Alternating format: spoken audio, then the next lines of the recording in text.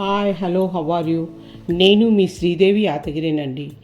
ఈరోజు నేను మీ ముందుకి ఒక మంచి విషయాన్ని మీతో పంచుకోవాలని అనుకుంటున్నాను.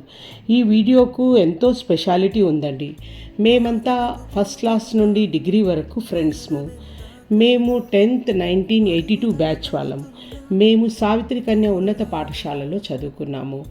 అదేవిధంగా వనితా మహావిద్యాలయ ఎగ్జిబిషన్ గ్రౌండ్స్లో డిగ్రీ కంప్లీట్ చేశాము. ట్యూస్డే రోజు అంటే 16th జూలై నాడు కలిశాము.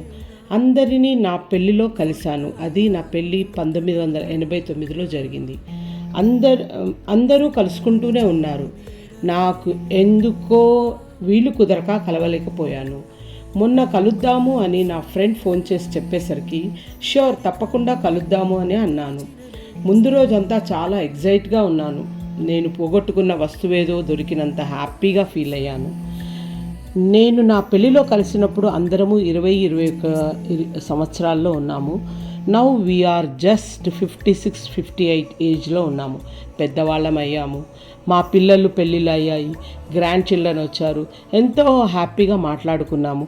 ఈ సంతోషాన్ని మీతో షేర్ చేసుకోవాలి అనుకున్నాను. ఈ వీడియో కనుక నచ్చితే ఒక లైక్ కొట్టండి. అలాగే షేర్ అండ్ సబ్స్క్రైబ్ చేసుకోండి. ఇట్లు మీ శ్రీదేవి యాదగిరి.